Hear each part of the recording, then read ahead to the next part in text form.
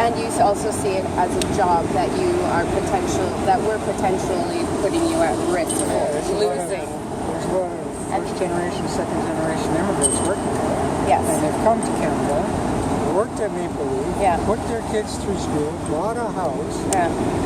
Now they feel quite a commitment to the organization, right? And to what they do. That's why they take, stand out. What you're saying, and I totally agree with, like they making a living and doing good. Like my parents were immigrants, they came here with nothing, right? Like I understand, having to do something to make money, feed your family, things like that. I don't necessarily know that killing animals is necessarily the right thing to be doing, but I guess that's where our difference is, right? Do you see them? I'm curious. Do you see them as animals? Like, it's like a commodity. Commodity? Yeah, because we raise them for this purpose. They're hatched so that they can become chickens, so that they can become food for everyone. You think it'd be odd if we did that with dogs and cats? Like how they do over in China? Yeah. I guess we're kind of hypocrites, right? Like we look at China and we're like, those people are disgusting. How could they eat a dog? But then we're essentially doing the same thing, right? And if some aliens farm humans the same way, how would you feel? And if you were one of them, how would you feel then? I have a quick question. I don't know if you're recording me too. What's that? Are you recording me? I'm getting ready to record a truck actually when it gets by. But I want to ask you a question. Have you ever heard of super meat yet? It's a genetically grown meat in a test tube. It goes. No animals get harmed. They actually take like a little drip of blood, made it up into a whole bunch of little strands, and they can actually grow pork, soon eggs and egg whites and all that, milk, chicken, and it tastes the same. Actually, it's more healthier than all this stuff with all the chemicals and hormones. And what's it called? Super meat? It's there's a special big long about super meat name about this long, but it's actually it's known as super meat on the internet right now. But it's supposed to be in stores within the next 5 years. It's going to be starting to get introduced. How does that make you feel as a producer for here, knowing that if this meat gets released on the market, that may become so much more cheaper and easier to produce. No deaths, no slaughterhouses, just a factory of test tubes and genetically grown things. Well, if it's possible, fantastic for everyone. Yeah. But as somebody that works in a place like this, how does that make you feel that you guys could be run out of business in the future if this takes hold? Genetically modified foods. Yeah. Also, and I know all about the salmon industry and how you know about skin grafting and all, how they grow skin for humans. They grow skin just so that meat can be grown too. Same idea. Yeah. See, when burn victims, they get skin. Skin grafting. Yeah. It's not just grafting; they grow the skin and then they graft it on. So meat can be done. Pretty wild though, if you think about it. It's expensive because you have the technology. Research is going into it, right? But once you guys are so big, it's easy to manufacture because you got the plants to do it. Well, we don't have the plants for growing skin. Yeah, not here. You can convert it over. You can convert it easily. With your know-how, because then we'd be able to get rid of all the super farms, which create so much greenhouse gases and pollution and everything else, which is totally destroying our planet at an alarming rate. You and I will be around on this planet, but I'm talking about our kids and our grandkids. What are we leaving them from this industry, the chemical waste industry, everything that we've now done up to, ripping out forests at an alarming rate to keep growing more and more cows. And then you get the floods in the States. Have you ever noticed that down in Louisiana? Every time there's a flood, you see all that sludge coming from the pork industry back into the ocean, slowly go down. dead zones, rivers. Oh yeah, where there's completely everything's dead, right in. As you can see the outtake going back into the ocean from somewhere. Yeah, I've watched all this stuff. All this stuff. But it's scary, and we're doing it at an alarming rate, and it gets worse and worse with each day. Yeah, you might not be able to change right away, but you try. That's the thing. We gotta keep trying. I think generally society is shifting towards that healthier diet and a lower red meat diet. There's less beef being processed and consumed than there was years ago. Chicken is on the rise, beef is down. The feed to protein conversion rate is much better with chicken than it is with pork or with Plus, chicken's grown in 34 days, so where all that, like pork takes 5 months, and the beef, Pork, they're bigger. It may take 5 months, but they're bigger. yeah, and it takes more money, but where They use a lot more feed. and then you take the cattle, which takes like 16 months. Per sheep and per chicken, yeah, but not by the amount of meat. Kilo, yes. The feed conversion to Yeah, it's still high. protein It's still high. is way lower for chicken than How other much is it? proteins. When I heard it's about 15 pounds for 1 ton of beef. Chicken. I don't know what it is on that. Doesn't it kind of, That's why the deforestation, not just the pork. Yeah, oh, Chicken's yeah. good. Pretty much every species. Yeah. And now some people want grass fed. They say it's better than your meat. So what do you do?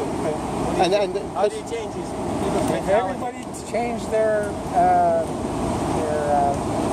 basket of goods choices and said we're not going to buy chicken anymore, we're going to buy Fruits and vegetables. fruits and vegetables, then we would be out of business. No, but they're not. But you would find a new We business. would find it. It's always That's something. why We would convert. not everybody. We don't want anybody out on the streets. No, because that's when government will all everybody can live happier now. Because this, what's that? They have more food money to spend around. As long as people have money to spend, that's all we need. It's not jobs exactly, not working. It's just income, not working. It'll be a different society. Everybody, that's why it's called love, right? You gotta love one another. That's the main thing, right?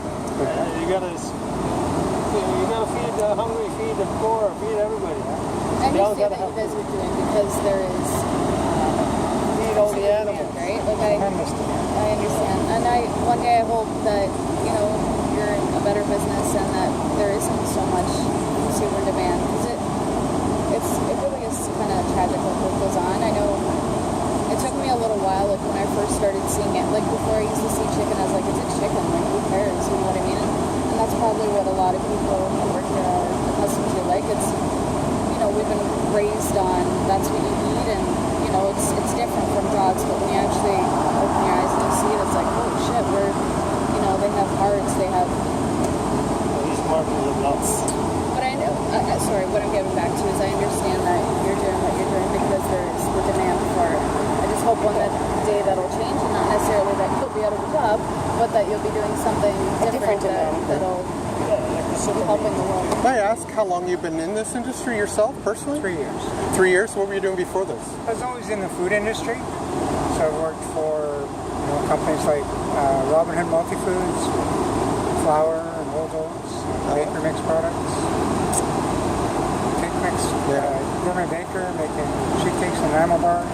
Okay. So it's the first time that you're actually dealing with the animals. With Like slaughter animal- and processing slaughter, of yeah. animals. What made you go from that industry over into this industry? The pay or? No, not pay. Maple Leaf has a lot of really strong values and principles. So if you wanted to be in an organization that respects people, that does sound business, it's a good company. Plus the meat industry and processing of meat is probably the most complex in the food manufacturing world because it's so highly regulated. Yeah. We're supervised every day by the Canadian Food Inspection Agency, CFIA. And so the standards, food safety, health and safety, animal welfare, are higher in this industry than any other industry I've been a part of. How many chickens a day? 120,000 120,000 a day from this plant. from this plant. Wow. And that's what, 5 days a week or? 5 days. How 600,000. can the inspectors inspect that many chickens? Well, as they're being processed, they're monitoring every station where we're working to ensure that we're following the regulations. Well, how many inspectors? There must be thousands of inspectors. They're not handling every chicken. They're observing the line and observing certain measurements that we take at each point in the process. There might be 4 or 5 on staff at any given time. 4 or 5 on each line kind of thing.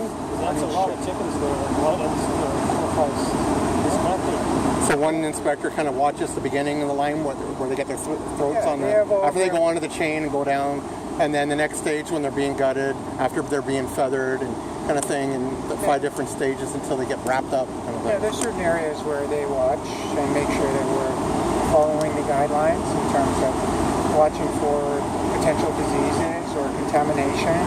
What part of the lineup would that be for that? Would that be after when they start getting defeathered and all that, where you can actually look? After they're defeathered and cleaned up, and they go into what we call the evisceration room. That's where they'll be able to see whether that bird is. What kind of a room is that? Like a refrigerated room or something? That. Evisceration is where they remove the intestines and the whole. Okay, and then you can actually see all the You see stuff the bird going. without feathers on it, and so you can notice certain characteristics. Oh, okay. So roughly, how many birds get per day ejected because of flaws and stuff? Would you say? Could be a couple hundred. A couple hundred a day that came in, got and They just were thrown. rejected because of some reason. And that goes into the dog food and stuff like that. They get kind of put as a byproduct away. Goes into a byproduct, yeah, rendering. And rendered into something else. And I don't know what they do with it. yeah. Wow. How are you? I gotta check it. How much they don't get money from the rendering. No, they don't. Well, we don't get a lot of money from rendering, but if we didn't have that sale for it, we wouldn't have anything to do with it, right? So it's good that we're making use out of every part of the chicken So where the feathers, everything go to somewhere else for from here? rendering. All just for rendering, so they get like pretty much ground up all into the whole mix kind of thing. So pretty much everything that doesn't get put onto the truck headed to the grocery store goes into the renderings and then ends up in Purina dog food or gummy bears and everything else in between. I'm not sure what they do with it. You'd be surprised what ends up in your candy that your kids are eating. Yeah, marshmallows, yeah. Anything gelatin related. It starts out in places like this. So remember that next time you're chewing on a candy. I don't like marshmallows. Good, you're almost a vegan then. You're so close. Maybe I'm getting there. You're getting there. We can help you. I can help you. Yeah, this group can be very influential. You got a lot of people to influence, not just me. We'll get there. Good comedy show together. Change the world.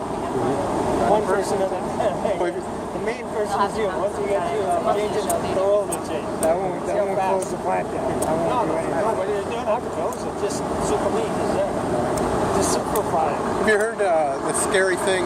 Right now down in the States, they're actually talking about importing all the chicken after it's slit. It's killed here and then sent over and gutted and everything over in China and then sent back. They could never do that. They're already talking about doing that. Sledding it here. Killing it here and then putting it on a truck and sending it over there to be gutted and everything else and then sent back. It's cheaper. I don't know. Regulations Everything are. comes down to finances, right? Must be. Might lose a lot of jobs here. 750. 750. Yeah, we close this plant, 750 people have no job. Plus all the peripheral business. And, I'll help people get a job. I'll help them get a job. I truly would. I'm like, all right, what do you like doing? Yeah, we'd love to help them find other jobs. Yeah, super meat. Or sustainable jobs. 750 people have only been in the chicken plant for 20 years. It's tough to find a job. It's tough to find a job that pays anywhere close to it. What's the About $18 an hour, The average pay is $18 an hour? something like that. 18, 19, plus benefits. So we're looking all in about 25, $26 an hour. Most of the people, that's what they get. Most of them. Is there different levels? Like different, Yeah, oh yeah, that's a skilled level. We get paid a little bit more. Maintenance guys are the most highly skilled, so they'll get paid more. So would you say that most of the workers here, though, are immigrant? Well, I wouldn't say that. I don't want to generalize, but I know I just like... there are a lot of senior employees that are Portuguese, first generation. What's the lowest we Portuguese. Yeah. What's the lowest? I'll go talk to them. Hey. Entry level, like summer employees might get 12, 13 bucks an hour. About minimum. It's about minimum wage. Yeah. But not really a lot more than minimum. But Now the guys that work on at the beginning of the line, how experience? you're not recording me all this stuff? No, I'm getting ready for the truck when it comes, so I can go. Poop. See, it's dark. So what were you gonna ask me? Anyway, so the guys that work at the beginning there for the when you first put the chickens onto the hooks that go into the slit, how experienced are those guys got to be when they first go on the line? Well, first of all, they would get a full orientation, both on food safety, health and safety, and animal welfare. So we teach them how to handle the bird, to hang it on the hook. It's not as easy as, oh, you want a job? Well, go on that line. Work like that guy. It's not like that at all. So how much training does it take for the? Would you say like a half a day they go and sit down, or Maybe a couple weeks before a couple weeks of kind of like an apprenticeship before you start? He's got to rotate on a number of different jobs, so there's a lot to learn. One thing I've noticed on many a times is all the chickens when their feet are stuck when they're being pulled out of the crate. That many of the chickens are like literally ripped apart coming out. So that's a bit of a myth. Actually, no, that's not a myth. I've actually been at the door many a times and witnessed it with my long-angle lens camera. Witnessed a paw in the cage. Oh yeah, and witnessed them on the floor when they're washing the cages out, right falling on the floor right there, right where they get loaded on. So, and actually when they're coming off, they're being. We've actually had pictures of seagulls flying off with the feet going through the air. And actually dropped one on one of our people here once. So we're not ripping the feet off. No, actually, when you're not literally ripping, what you're doing is you're pulling the chicken out of the crate, and if the chicken's foot happens to be caught, because they're in such a hurry, they do get ripped off. That's not how they get ripped off. But they are doing it. You might not say that's how they're, but it's actually happening. Because if you go in there at any given If he time, did that, he would get fired. then you better look on your killing floor right there, because right where they unloaded the trucks, right there, if you look right along the wall, I've got tons of pictures to show. There are lots of Feet. paws. There's feet. That's not because they're pulling them off. No, that's from out of the crate, Let literally. me explain to you how paws get left there, and how you might see a paw in a crate after the crate's empty. When we hang the chicken on the shackle, it goes around and it gets the feathers off, and then it goes to what's called a hawk cutter, and we cut the hawks off. So the hawk, or the foot, stays in the shackle, and the bird gets transferred to another conveyor. So now these little paws are riding on this conveyor to what's called a paw removal. So we're going to try and brush these paws out of the shackle so we can put another bird on. Sometimes one of these paws doesn't come out, so it rides around to where we're putting new birds on. So there's a paw, an extra paw, that we didn't rip off. It was taken off through the normal process after the bird was dead. Can you explain me how the paw ends up back inside the truck? Yeah. So now as it's falling off, because it's extra, right? I put a new chicken on, and this conveyor is riding above open crates, because the open crates are going towards a crate wash. There's a potential for that paw to fall into the open crate. That's how it happens. Check out YouTube sometime. I'll beg to differ for what you just said. Well, YouTube would not catch any of my employees ripping a paw off a live bird, because they would get fired. You have cameras and all that? I have cameras in key positions. I don't have them right on the hangars yet, but it's one of our plants we're doing that right now. We're monitoring for animal welfare all of the key stations throughout the plant.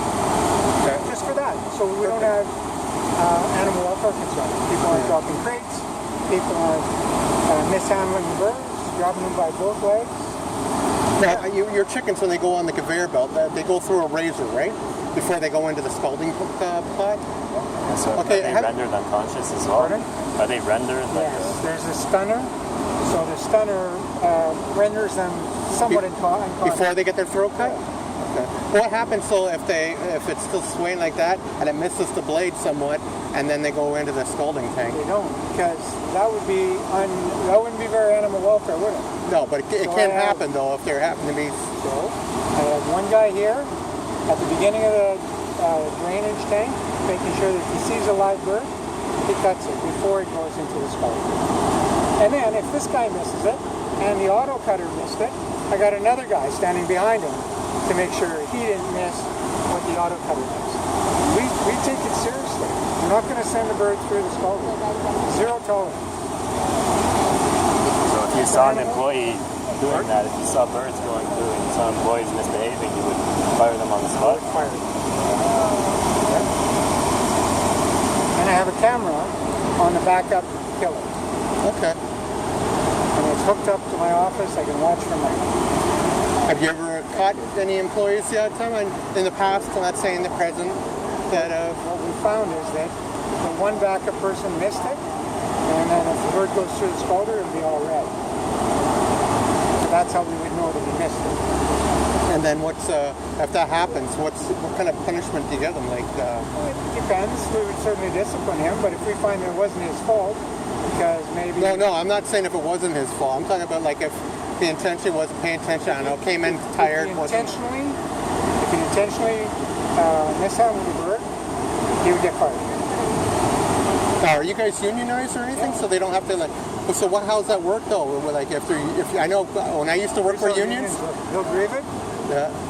and they'll take us to arbitration. Because that's what happens when you fire somebody in the union. Yeah. I've been in many a union and just people getting fired. You have to steal from you, they punch your supervisor in the face, Yeah, you still we'll still go to arbitration. Yeah.